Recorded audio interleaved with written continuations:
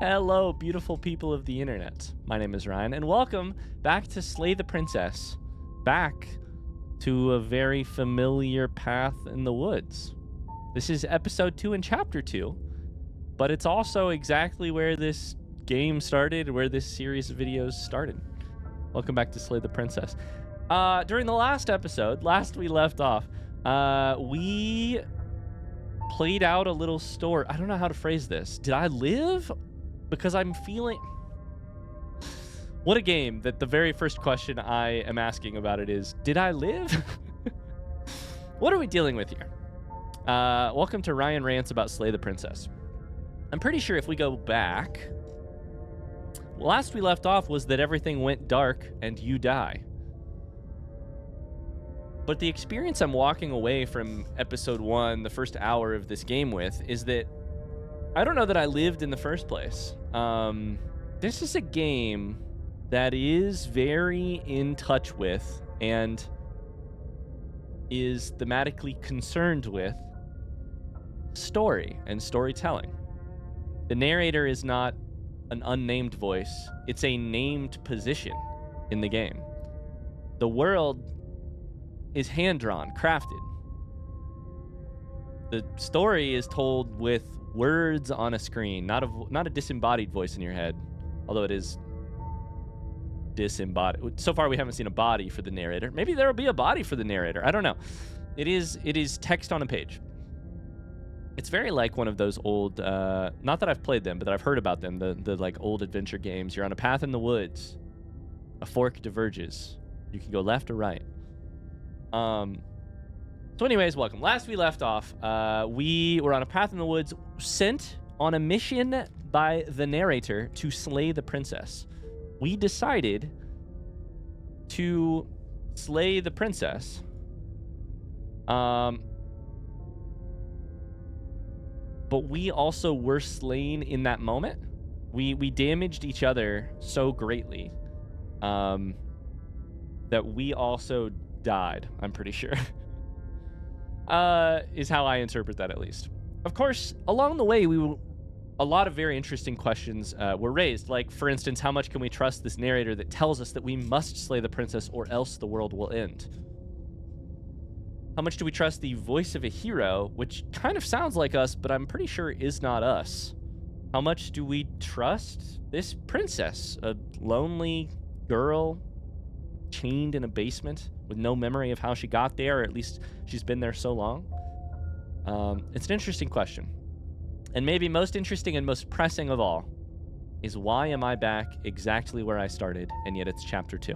You're on a path in the woods. At the end of that path is a cabin. In the basement of that cabin is a princess. You're here to slay her. If you don't, it will be the end of the world. So what kind of game is this? I currently have my suspicions, or my like hypotheses. I had the feeling, based on the warning screen we got at the beginning of the game about premature endings and however that was phrased, and some of the different dialogue towards the end of the last chapter, that this might be a sort of, in some way, recursive game. I thought we would be sent back to the beginning. Of course, we are at the beginning, but it's chapter 2. Lots of questions. So what kind of game is this? What am I meant to do? What am I supposed to do? How do I win? I know how to have fun, which is just listen to this narrator make me suspicious of him the entire time. But what am I meant to do? Maybe most importantly, what is the game trying to be about? I think it's storytelling, but we'll find out. I'm getting this, and I was getting ready to say, before we get to any dialogue options, we will learn a lot about what this kind of game is, what this game is, if the dialogue options are the same or different. If they are different, that tells us a major thing, and they are different. Will I be the only one who knows that it's different? Or will the narrator know? I'm getting a terrible sense of deja vu. Wait, hasn't this happened already? Okay, no. But I died. What am I doing here? She's going to kill me again. I already slew the princess.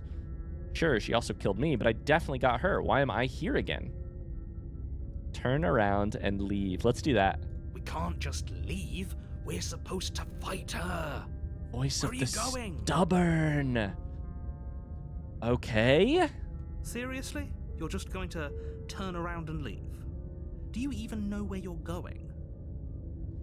Not only do I not know where I'm going, I don't know if a world exists that direction. All I know is this path and that direction. I don't know anything else. Yes, I definitely know where I'm going. Oh my god, this game is fucking so interesting. Okay, fine, you're persistent. I'll go to the cabin and slay the princess. I'll go to the cabin, talk to the princess. Maybe I'll slay her, maybe I won't. Yes, I know where I'm going. No, I don't know where I'm going. The only thing that matters is where I'm not going, which is the cabin. It's like I said, I'm pretty okay with the world ending. I relish the coming of a new dawn, beyond our own. Quietly continue down the path away from the cabin. Let's do that. Fine. I suppose you just quietly continue down the path away from the cabin. Is this the same image except flipped horizontally? That's strange. It looks like this path also leads to the cabin. Motherfucker. Convenient. Everything's back on track again. Maybe the world can still be saved after all. No. Ah. Amazing. This will be the last time that I say it, but I highly, highly recommend you play the Stanley Parable, a game that I happen to really, really love. I know that it's not for everybody, but if you're interested in meta and storytelling type stuff, I think Stanley Parable is a really interesting game. I actually played it before I ever had a YouTube channel, so you can't watch me play it, but I did have my wife Megan play it on camera. So if you search our channel for Stanley Parable, you can find Meg plays Stanley Parable, and it was really, really fun to watch her play the game. I recommend those videos if you are interested. Okay, but also play the game first yourself, because that game is fun. We're here despite our wishes. The narrator knows what they've done, and we know what they've done, which is that they've somehow controlled our path backwards. The narrator has control. This is a thing that we know about the game. The narrator has some control. Turn around again and leave again. You're really keen on wasting everyone's time, aren't you? It's remarkably selfish, if you ask me. I've already outlined the stakes of the situation. If you don't do your job, everyone dies. Like, dies. Should we Forever. test that assertion? But fine.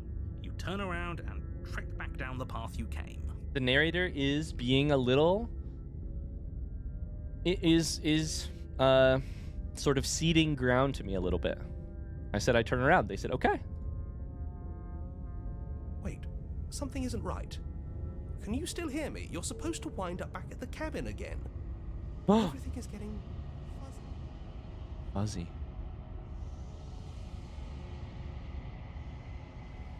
So okay, so how do I phrase this? Here's my goal for this episode of the game. It's time to start exploring the limits of our world. One of those is the physical path to the cabin.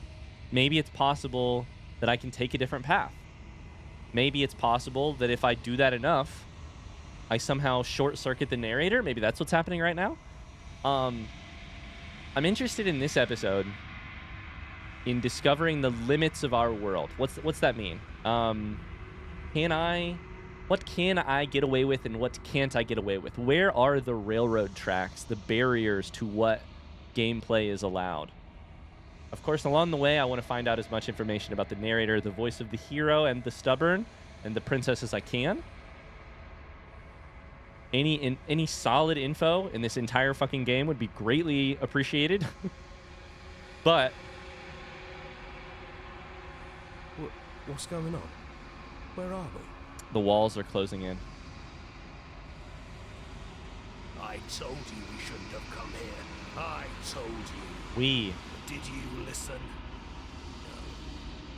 So the voice of the stubborn says, I told you we shouldn't have come here. So you is separate from the voice of the stubborn, but is also a part of the we. So I think the voice of the hero and the voice of the stubborn, my current theory, is that they are actually sort of subsets of my personality. The same way that I have a little bit of a voice of the stubborn inside of me. A sort of like, it's kind of like a hat that I try on sometimes. In a situation in my life, I think a stubborn person in this, I don't actually think it this explicitly, but I'm like, if I'm feeling stubborn, this is how I react. If I'm feeling more heroic or generous or whatever, put on a new hat. This is how I would react. We're all sort of made of, I would argue that we're all sort of made of these different narratives. The voice of the stubborn is, what is it? To me, it's basically a narrative. It's like a stubborn person in this situation would do X. And then me, as a free-thinking individual, I get to try that on and be like, do I want to do that or no? Maybe not. In this game, it appears that those things have voices. I think we may have just killed ourselves. Nope. The world around you is unwound. Its physical matter replaced by a textured nothingness. It is quiet. There is a distant rumbling, a sound of many sounds. Undulations pulse louder as something other comes close. Capital O. Something other. Oh, God. Feelers probe across the fabric of reality. Extremities find your consciousness and wrap themselves around it. You are no longer alone. I am terrified. Resistance. Fingers drag claws across the glass surface of your soul. This is poetry. Frustration. This vessel is full of you. I need something empty I can crawl inside of. I need something shaped like me. This is a nightmare, that's for sure.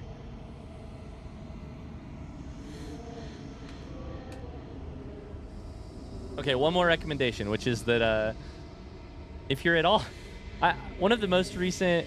How do I even phrase this? A story that I have really been sort of compelled by recently, a story about stories, is actually a live play D&D campaign by the lovely folks over at Dropout and Dimension 20 called Never After, which just vaguely is about fairy tales and stories. And I'm kind of getting a certain vibe of that from this scene, which is that, like, we've sort of... My interpretation of what's happened so far is we've sort of walked out of the story. We've walked out of the story of Slay the Princess, and outside of it is a void, a textured, almost like handcrafted, handmade void. And inside of that void there is a presence that needs something empty they can crawl inside of. Like me, my soul. This is a nightmare. Let's wake up. It's not. Oh, shit! Denial. Return to your destined path or face the consequences. In the woods. And at the end of that path is a cabin. The real Slay the Princess starts here. Is a princess. I just got 2 Steam notifications. One of them called Denial. The other one said, the real Slay the Princess starts here.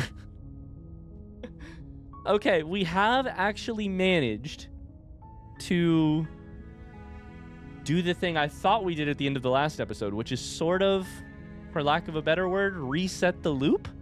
I don't know that reset the loop is exactly what we did, but kind of. Amazing. I love game-breaking moments like that. Amazing. It was not a nightmare. Something... My interpretation of what happened, again, because this game is not spelling it out explicitly, but making you experience it. These hands palpated your glass orb of a soul. You try and wake up from the nightmare. It's not a nightmare. The hands puncture the soul, killing you, restarting the story, filling you instead. I don't know. Who knows? So now the next question is going to be, if we're back in chapter 1, is anything different? Is there deja vu? You're here to slay her. If you don't, it will be the end of the world. Note, you can skip previously seen dialogue by hitting tab on your keyboard.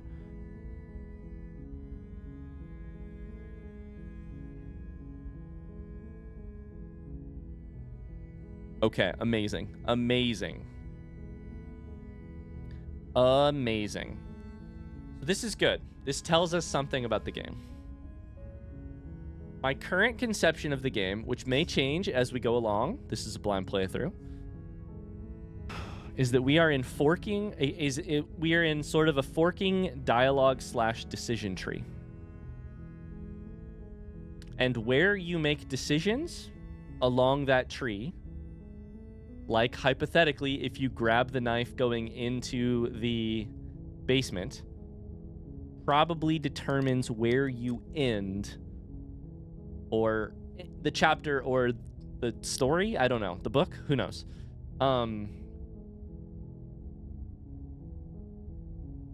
If that is the case, then my job is going to be to determine if any of those different determine where things actually fork. Because a lot of times in games, if you pick one dialogue option and another, it's like a fake fork. Like the path diverges, but it actually meets back up. And so you didn't actually like branch off. You just sort of took two different paths to the same place. We need to figure out where those forks are, how to manipulate them, like what your options are, and what that does to the ending of the game. The ending of the game? I don't know. What that does to the princess. To us, to the narrator. So we've been in this exact spot. I can hit tab. Tab toggles on a skip. So I think it'll just mean the narrator will read through it quicker. What if we... Let's try this. At this point, we maybe sort of need to set aside, for the sake of curiosity, I may need to just set aside what I want to do in terms of like help or hurt the princess, and just start figuring out like what happens if you do one of these things. Let's just slay the princess. Easy peasy. Thanks for telling me what to do. No, silently continue on towards the cabin. We're going to take every option we can that takes us directly towards the cabin to kill the princess. You make your way up the short path to the cabin. You'll find the princess within. I should probably figure out how this tab thing works. We're not going to go through with this, right? She's a princess. We're supposed to say... We're supposed to say princesses, not slay them. Ignore him, he doesn't know what he's talking about. Proceed into the cabin. Door opens. I love games like this, man. Just the games that are like the cabin is almost structurally interesting. The air is stale and... I'll skip because we know what's happening. It's so structurally interesting this way.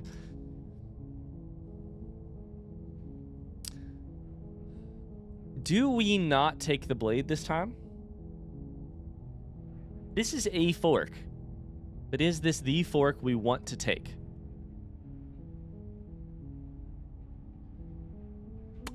I feel, I should rephrase. I feel relatively confident. Not a fork, sorry. A fork is like, oh, they give you different options. A branch is like, this option determines your fate. You know what I mean? Let's see if we can use that nomenclature to make things a little bit easier. A fork is like, oh, you do one or you do two, but they actually may end up at the same spot. A branch is like, entirely different set of outcomes. Entirely different set of outcomes. I think, based on the fact that the music changed when I grabbed the blade, that this is a branch. It was a really interesting narrative thing. So maybe this is the first branch we encounter. Maybe let's try entering the basement. Does the music stay the same? It does. The door to the basement creaks open, revealing a staircase. We've heard this before. Illuminated by an unseen light in the room below. We've not. This is an oppressive place. Okay. The air feels heavy and damp, a hint of rot filtering from the ancient wood. If the princess really lives here, slaying her is probably doing her a favor. So I think what's happening here is that we can't skip. Despite the fact that we've heard this exact description, we can't skip because we have not encountered this branch before. That's my guess. I may be wrong. I'm pretty sure none of the words are different in this line. Her voice softly carries up the stairs. Hello? Is someone there? It's hypnotizing. It's the kind of voice you only have to hear once to remember it for the rest of your life. I think that's new. Oh, this is going to be a memory test too. I don't know. What happens if I click here now? Is this just the history of... No. This is the history of every single thing that I've played, including the last chapters. Let's go. Okay. So we can actually just compare this directly.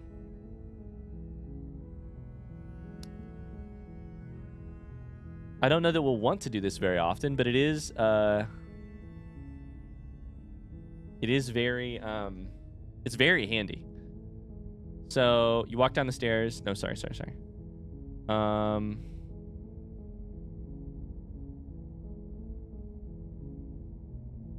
Who's there? She actually said something different this time, right? She sounds dangerous.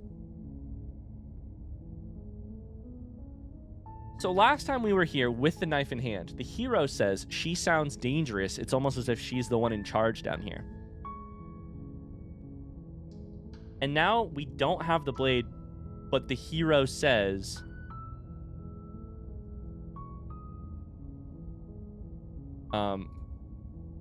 It's hypnotizing. It's the kind of voice you only have to hear once to remember it for the rest of your life. This is amazing to me. Because I don't know what has affected this. The world itself is different. Not my choices. My choices are different, but the world itself is also different. Is it that I didn't hear the narrator tell me that the princess was dangerous? I just skipped. Oh my god, this is going to be such a mind fuck for me. Obviously, there's the fact that I'm not holding the blade, right? And maybe that's what it is. If you're carrying a hammer, everything looks a lot like a nail type of situation. I'm carrying the blade. And so, of course, the person down there sounds dangerous. But maybe it's also, maybe it's not also. Maybe it is instead that the narrator did not describe to me how dangerous the princess was, because I skipped that, because I picked a different dialogue. I just continued straight to the cabin. Oh boy, this is going to play with my fucking brain. Don't let it fool you. It's all part of the manipulation. You're playing a dangerous game by coming here unarmed. We've heard that part. Although I think this... I'm not going to look it back, but I think this line came after we dropped the...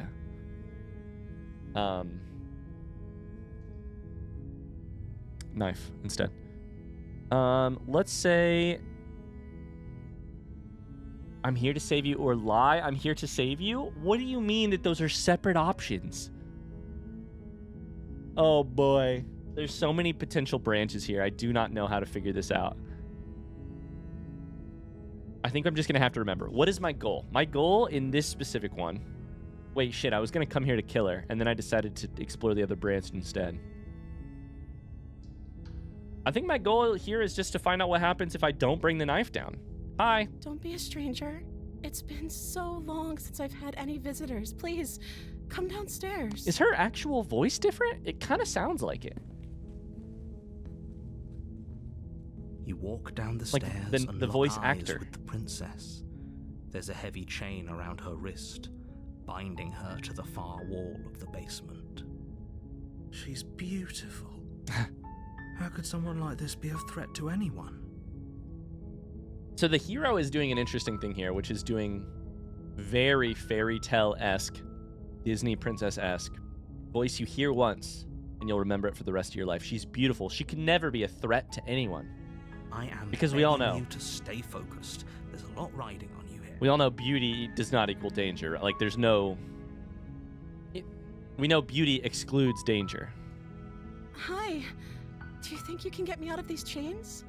Is that a different voice actor? I can't tell. I'll see what I can do. You're only making this more difficult. Here's what I'm really wondering right now. I have been assuming that the reality underneath our branching and forking dialogue options and decision trees is the same. But now I'm wondering, because her voice maybe sounds a little different, and because the voice of the hero was different before we had even seen her, what if the decision tree and the stuff changes the reality underneath? You know? Like, what if we save her and choose to be kind to her, release her, etc. And because the narrator never has to explicitly tell us, like, no, she's really dangerous, etc., etc., etc. Maybe that will change the reality a little bit. I don't know. Thank you. Thank you. She still looks the same. You're making a huge mistake. No, Let's find out. you're doing the right thing. Let's fuck around and find out if I'm making a huge mistake. You walk up to the chains binding the princess to the wall and give them a tug. They're large and heavy, far too solid for you to even imagine trying to break them apart. I'm guessing you don't have the key? Maybe it's somewhere upstairs. Doubtful. Whoever locked the princess away down here intended for her to never see the light of day. They wouldn't have just left the key to her chains somewhere in the cabin. I wonder if we can find a key. I'm going to check upstairs. Maybe the key's still lying around somewhere up there. If not, maybe I can at least find something to break you free. Okay. I'll be here. Good luck. If it is a different voice actor or if it's not, either way, it's amazing You attempt to make how... your way out of the basement, but the door at the top of the stairs slams shut. You hear the click of a lock sliding into place. It's amazing how convincing it is either way. I'm like, yeah, this princess is good. This princess is a damsel in distress. Is someone else here? Return to the bottom of the stairs. You make your way to the bottom of the stairs. This would have been so much easier if you'd just taken the blade like you were supposed to. So we are in an interesting situation. I don't know that I can get the princess out period. I don't know that, since I don't have the blade, I can't use it to cut her free. We may be weirdly stuck. Easier for whom? Easier for everyone. Look at the mess you're in. Much of this dialogue is the same. I heard the door slam. They locked you down here too, didn't they? There's a slight panic rising in the princess's voice. If I Okay. could just get out of these chains, I know we could force our way out of here together. Let's try it. Let's try and get you out of these chains. Is there any She option? barely hesitates before raising her arm to her mouth, her teeth tearing through her limb with the determination boy. of a trapped wolf. Oh boy. Okay. I don't like looking at that. That is amazing, though. It's really beautiful. Ah, fuck. Eee. As she rips her flesh from her bone, a sound comes from behind you, the clang of bouncing metal. From behind you? It's the blade from upstairs. You're not sure how it made its way down here, but if there's a time to strike, it's now. No, I've kind of committed to the idea that I'm going to let the princess live. I also just realized this cursor, not the cursor, but the like scrolly thing over here, has a bone sticking out. Oh, it's a finger. It's a finger and then a bone. I thought it was like the arm, like maybe her arm that she bit off. Or we could use it to free her. You won't like what happens if you do that. You say that, but let's find out. Let's save the princess. Save or slay. We're at that moment. Save or slay. I feel like I'm on a like a daytime like contest TV show. All right, ladies and gentlemen, are we gonna save or slay? Let's save the princess. Fine. Against your better judgment, you place the blade against the ragged, self-inflicted wound on the princess's arm, just above the unyielding chain binding her to this place. This is a good time to mention that I have a thing about really not liking blades and blades cutting skin in particular. To cut into her flesh. The blade is sharp, and it takes little effort to crack through the bone of her arm. Oh my god. Her limb falls to the ground, and the heavy chains follow suit. Okay, she's free. At what cost, though? She didn't so much as utter a sound through the whole ordeal. Okay, so we are starting to get some hints. The fact that she's a voracious wolf biting into her own arm, a little more animalistic. The way that, supposedly like a wolf will bite its own leg off to get out of a trap kind of situation. She didn't so much as utter a sound throughout the whole ordeal. No, she didn't. Okay. She smiles softly as her gaze meets yours, blood from her wounded arm dripping rhythmically to the ground. So maybe there is something a little weird about the princess. How is she still smiling after everything? It's like she isn't even bothered by what just happened. Yeah, what's going on? Thank you. Now let's get out of here. How are we going to do that? Approach the locked door? No, we won't have any of that. The stakes are too high. You can't just let her escape into the world. Okay. No, I can't just let her escape into the world. The narrator uses the word I. And what does that mean? Are you affecting the world in some way? Are you the one who gave me the knife, who locks the door? As the princess approaches the bottom stair, your body steps forward and raises the blade.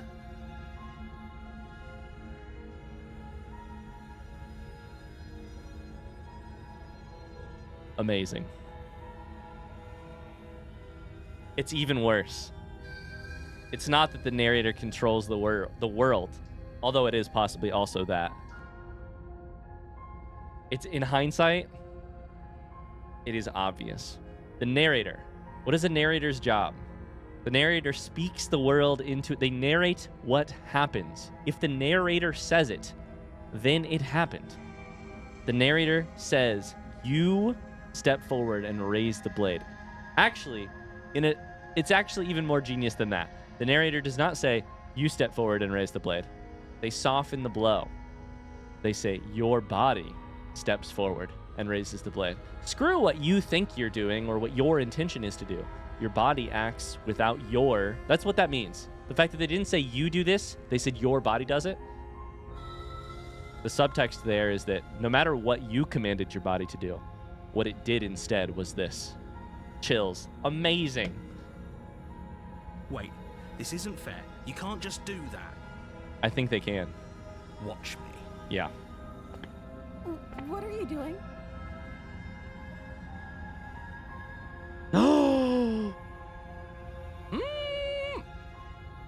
Fucking hell, by the way. Amazing. Slay the princess, slay the princess, slay the princess. Warn her. This was the playthrough. This was what I decided when I came down here without a knife.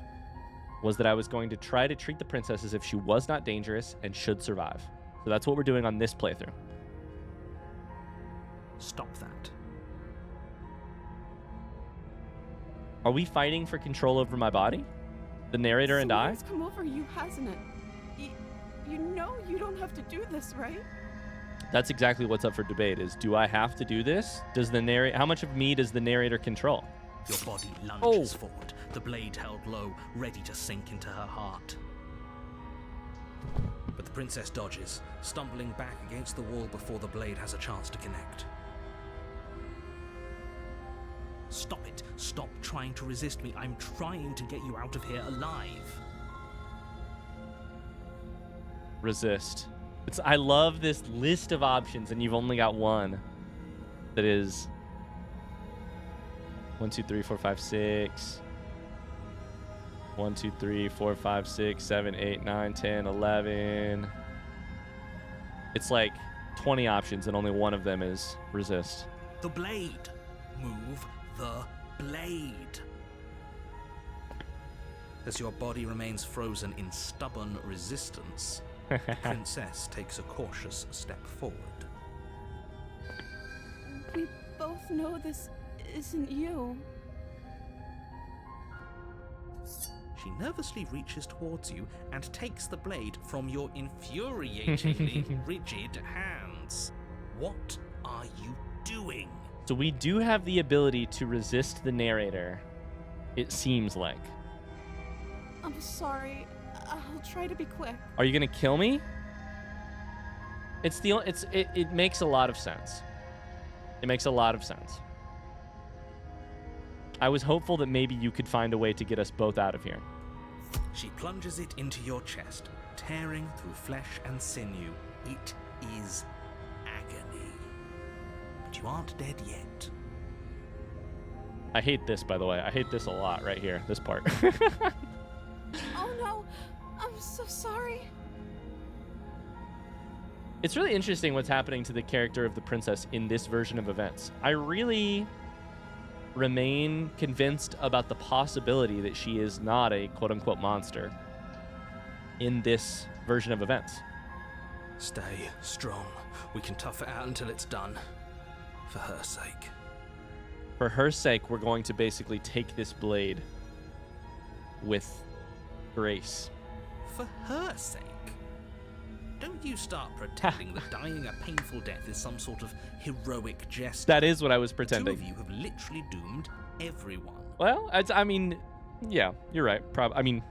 Whatever. She sinks the blade into your chest again and again and again, and you feel every inch of burning pain that slices its way into your body.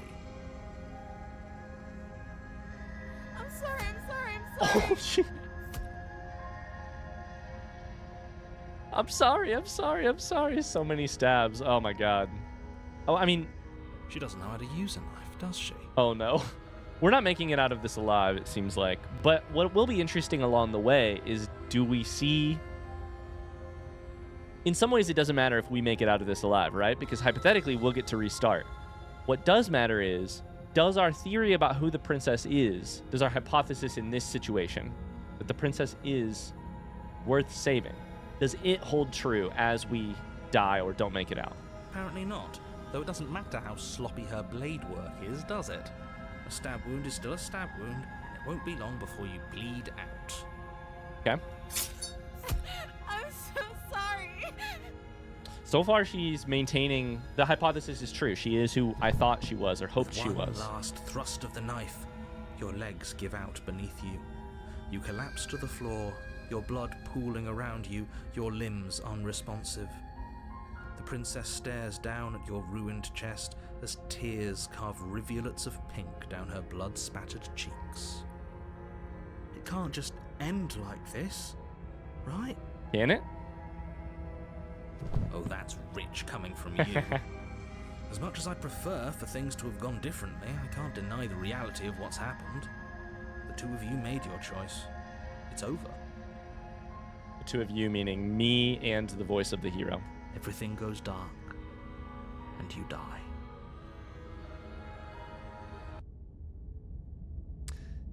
Now, this is interesting. We are on a chapter 2 for this situation. You're What the on fuck does that path mean? In the woods. And at the end of that path is a cabin.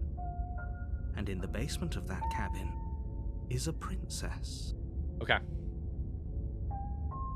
Very, very interesting. So I really liked that outcome.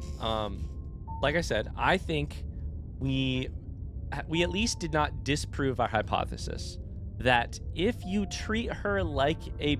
God, that sounds terrible. If you treat her like a princess. But if you sort of like... Fuck it. That's the phrasing I'll use. If you treat her like the princess and not a monster by carrying the blade down there, by doing a number of things, then it's possible she is that. It's possible she is distraught at the fact that her savior, her rescuer in this situation, has been overcome by some sort of weird paralysis fighting with yourself. And she's distraught that she has to kill you to save herself. And she does that with much grief upon her face and without letting any... It's not like she's hiding something that slips out underneath. That would be a very different version of events. Very interesting, very interesting. Okay. So, we've learned something, but it's hard to know exactly what we've learned because we are in chapter 2. And in chapter 2, the dialogue options are different. So now what happens if I go back there? I don't know. You're here to slay her. If you don't, it will be the end of the world. The fact that there's multiple chapters makes things interesting. Because now if I go to the princess and will she be different because it's chapter 2? Like, what I'm testing becomes harder to tell. I'm getting a terrible sense of deja vu. A terrible sense of deja vu? No, you don't have that. This is the first time either of us have been here. If he doesn't remember what happened, then maybe it's best to keep it that way. If the narrator does not remember what happened, maybe it's best to keep it that way, okay? Yes, he didn't approve of us last time, did he? Smitten. If we're going to save our beloved, we'll have to be sneaky about it. Can't the narrator hear these people? Our beloved? Yes, you'll have to be very sneaky about your intentions if you're going to try and save the princess. Ah, so all of the cards are on the table. Then you should know that we and the princess are in love, and the four of us will be foiling any and all assassination attempts you've got in the works. So I think that kind of clarifies for me what my goal should be on this attempt. We'll see about that. Whatever you do, just be sure to ignore him specifically. It sounds like he's the sort who'd sacrifice the whole world for a peck on the cheek. I do not personally have a lot of interest, like looking at the blank canvas of this game, I was reticent to click the button, which is like, oh, are we romancing each other? But hear me out. We did just save the princess in chapter 1. What happens if we continue and save the princess in chapter 2? It sort of sounded like, based on what the voice of the smitten was saying, the four of us will foil any and all assassination attempts you've got in the works. That maybe that's a worthwhile approach. What can I say? A world without love is a world that isn't worth saving. Let's see if we can do that. This is more than deja vu, though. I'm pretty sure this whole thing literally just happened. We could go back and forth on this forever, and it won't get you any closer to doing your job and saving the world. So let's just agree to disagree. Perfect. Let's assume I'm telling the truth, and all of this really did already happen. Why should I listen to you? Why should I bother doing anything? Oh boy, okay.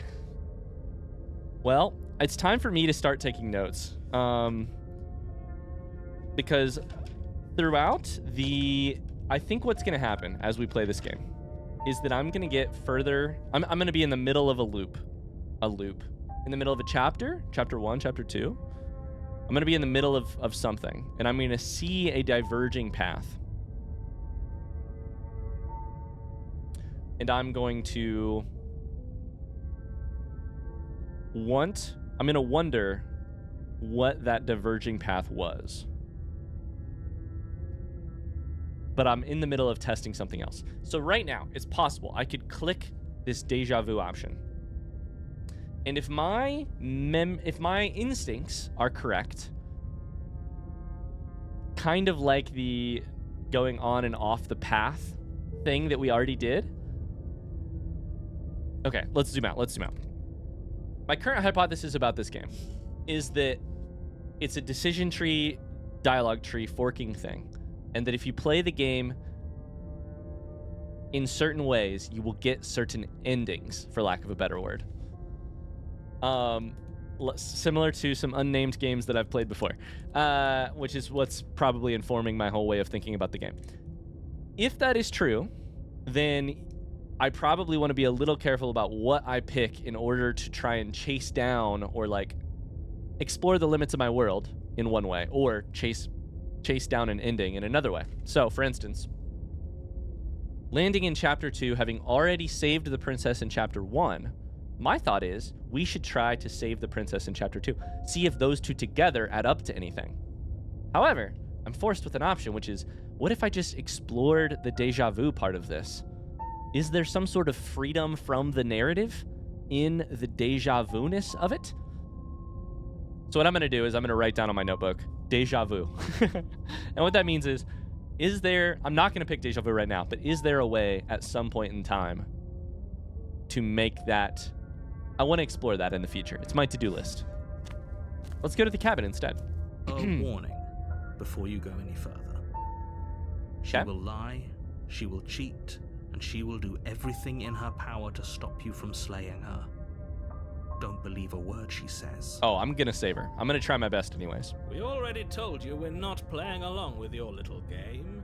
It's your lies that can't be trusted.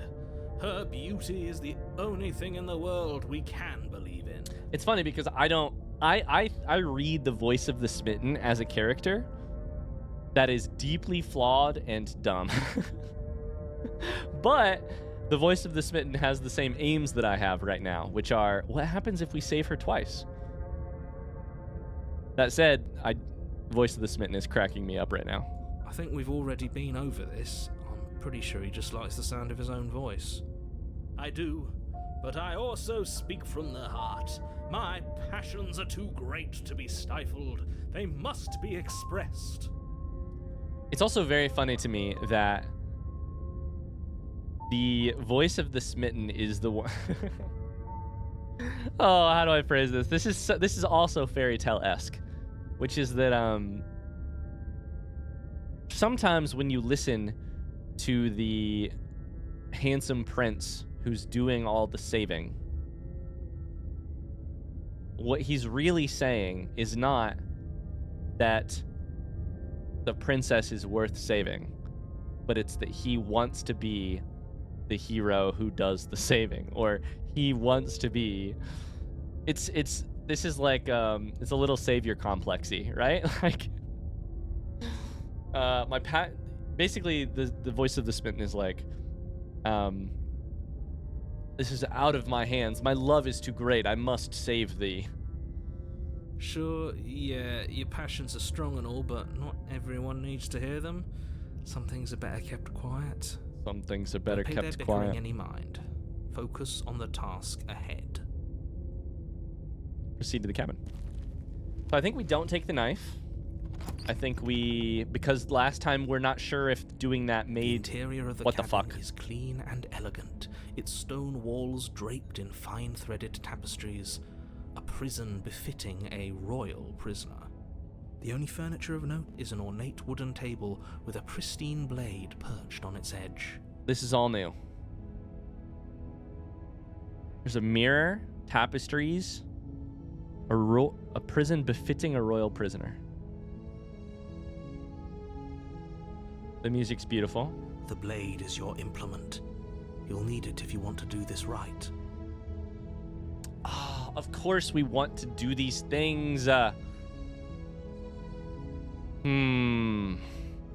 Do I think that this is a branch or a fork? Because if I explore it, we'll determine what happens.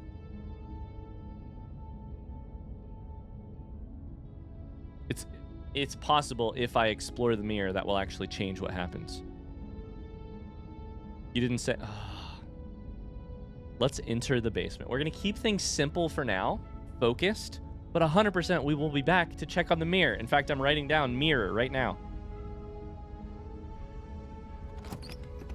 The mirror disappeared, by the way. That was fucking weird. The door to the basement creaks open, revealing an intricate stairwell.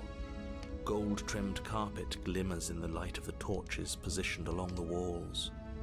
The basement almost seems welcoming in the dim firelight. If this game is about... I have to say this right now because it's amazing if it's true. And it's amazing and beautiful if true. If this game is kind of about... Oh, I don't even know how to phrase this. Fuck. So far, it seems to me like the game might be sort of about... The thing it might be like trying to teach us, tell us, explore. The thing that it is about. That's what I mean by that. Might be that, like, describing the world is creating the world. This is a thing that happens to you and I in less literal ways. But in this game, when the narrator... Like the reality... Like I said, the reality underneath the decision tree might be changing as we make decisions or dialogue options. This is a more beautiful basement. The princess we see in here might be the same princess. It might be different, but the context around it is entirely different. In our real lives, this works when it's like, in many ways, right? Like, for instance, for me personally, it's currently March in Indiana, which means that I've just survived another bleak, cold, gray, frozen winter in the gray hellscape that is Indiana in the months of November, December, January, February. And I know that during those months, my outlook, my perception on the world changes based on a lot of things, but one of them being my seasonal affective disorder. And when my outlook on the world changes, my reality also changes. What I mean by that, I'm trying to think of a great example for how to phrase this, but like my self-perception changes, my reality changes. Like, I wake up in the morning and I think I should probably get to work on this project, but then a little voice inside my head says, no, you're a lazy piece of shit. You can do that next week or maybe never at all. And that voice has more strength in seasonal affective disorder times than it does when I'm healthier and happier. And that's just perception, right? But it's also my reality, because when that voice is louder, I listen to it more often, and therefore my reality changes, and I become a little bit more lazy piece of shit when I listen to that voice a little bit more, which happens in the way. Do you know what I mean? Like, I'm sure this makes sense to you. I know you're a smart person watching and listening to this video, but like, that multiplied by 1,000 is the way that we interact with the world at all. Like, when you know what you know and what you think and what you see and perceive, those are changed by the narrative you tell yourself in a million different ways. And it might be happening in this game too. And if it is, it's genius, and I cannot wait to see what else the game has to say about it, or I can't wait to see how else that plays out in the game. If that doesn't make any sense to you, I'm really sorry. It's my fault. I probably did not adequately express that. But it's still a stone basement. If the princess lives here, slaying her is probably doing her a favor. I love that. But it's still a stone basement. Last time it was like, it's dank, it's dark. Killing her would do her a favor. This is really nice, but it's still a stone basement. A soft voice carries up the stairs. Soft. Hello? Is someone there? Her voice. It's somehow even more beautiful than last time. I can hear wedding bells already. I've held my tongue till now, but you're taking this a little too far. We barely even know the princess. We can still do right by her without all this over-the-top fawning. Love it, love it. Yes, for everyone's sake, you're not in love. Just remember that her charms are all part of the manipulation. You walk down the stairs and lock eyes with the princess. The dress is different. There's a heavy chain around her wrist, binding her to the far wall. Window's different. The rug is different. The dress is different. I'm pretty sure her hair is different. My love, we're here to rescue you from your unjust and foul imprisonment. The chain might even be smaller. Is this chain smaller? You know she can't hear you. Maybe right? not. She may not be able to hear my words, but surely she can hear my spirit. That window is huge, by the way. We can just jump out. Oh, your spirit's plenty loud, all right. It's you, my dashing hero. I was so worried you wouldn't come back. So, the princess has some sort of memory Did you hear that? She said we're of what dashing. happened in past chapters, which does make sense, in a way. And she called us a hero. Flattery really goes a long way with the two of you, doesn't it? Waiting for you to come back. I didn't want to believe your ravings back in the woods, but this is next to incontrovertible evidence. You've been here before. That's right, villain, and you killed us. Well, she killed us. Yeah, well, kind of both. Only because he made us try and kill her. It was self-defense. Our beloved's hands remain unstained by cruelty. Princess remembers. That's huge to know about. Because now it means every future chapter 2, or maybe 3 or 4, I don't know how far these things go, we have to include the princess's memory as part of what might happen. And you've died before. So an entire world has been damned to oblivion. I'd really hoped I'd be the first, but... I'd be the first? What's done is done. What matters is you have a chance to do it right this time. I'm sort of starting to think that maybe an entire world has been damned to oblivion. I'm sort of starting to think that what's happening here is the narrator could also be... You could also call the narrator something like the story crafter or the storyteller. They sort of own or control what is happening in the world, but you are free to make decisions. And so, of course, if you don't do the thing that the narrator requires to be done, then their world sort of crumbles or ends in some way. Which is why they want so badly for you to do it. I don't know. I don't know what kind of magic or weird shit's going on here. We damned a whole world, but everything reset. Nothing resets. You're just somewhere else. You can't keep hopping between worlds forever, especially not without leaving a trail of incomprehensible devastation behind you. This is horrible.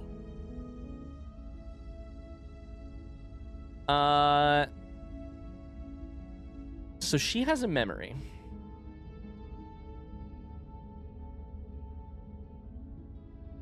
The thing that makes me a little nervous here is, if I ask any of these questions, will they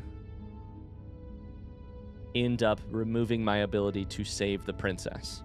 You killed me last time, it hurt a lot. Why did you do that? That one seems like it will remove my ability to save the princess. Maybe. Like, maybe it makes her pissed off. Maybe it does something like that. I didn't bring a knife. Do I have to cut you out again? I don't know. What happened after I died? I have to ask, did you end the world after you killed me back there? Maybe the princess sort of does have the ability to end the world. If by not dying at my hand, that means the world will end. I don't know. Sorry about what happened last time. Narrator who sent me here to kill you took over my body. It was extremely unfair. Or we could simply rescue the princess. I'm tempted to play this simple for the sake of testing, knowing that we will come back to other options in the past. Don't worry. I'm going to want to do that. I'm going to write down chapter 2, save princess, convos with princess. We may have to come back to this. Let's try rescue. Rescue her? What are you talking about? Did you forget that she's a world-ending monstrosity?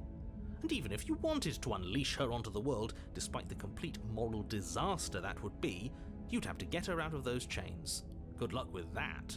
Good luck with that. Don't you see how dainty her hands are? You'll be able to slip her out with ease. No, she's a prisoner here. You can't just slip her hand through the chains. If her hand could just slip out of the chains, why hasn't she done it already? Because we've yet to present her with her freedom. I'm not sure I follow. Yeah. Would you rather believe me, a passionate heart guided by love and my own good nature? Or would you rather believe the devil on your shoulder who tells you what you can and cannot do? What they're getting down to right now is very interesting. And it's kind of what I've been wondering. Does the narrator, by narrating, control the world? Or do we, by deciding and by exploring or whatever, or do the things we decide control the world? And by control, I really mean create. Do we create the world? Are her hands too thick to get through her tight, like the manacle? I almost said monocle, and I was like, no, that's the wrong thing. Are her hands too large to get through that tight monocle? Or does the voice of the smitten showing up and saying, my love, your dainty hands, slip them through the monocle, does that somehow affect the reality that would make it so that it is true? I don't know, but this world feels very crafted. Is the narrator the only one who can craft it, or can we craft it? I think I'd rather believe in facts. Okay, well. Ah, so you're one of those empiricists. One of us has to be. Then let me show you a brand new truth. Narrator, Let's see. Courageously step forward and free our beloved from her bindings. I don't think this is going to work. I think this is actually a foil to tell you, like, hey, you can't just do whatever you want in my fucking world. But let's find out. No, I can't let you do that. If you take another step towards the princess, You'll what? Take over our body and force us to try and kill her? I would if you had a weapon. Not on my watch, villain. My passions contain titanic depths, and if you try anything that might harm our dearest, I will end our life without a second thought. Oh, that's interesting. Commit suicide here? You wouldn't. I would. He's overtaken with passion, after all. I'd listen to him if I were you. He has a lot of Exactly. strong feelings. And doesn't the world end if we don't stop her? The world ends if we don't kill her, right? You approach the princess and gingerly slide her hand from her bindings. That shouldn't have worked. Oh my god. I'll be damned. We're doomed.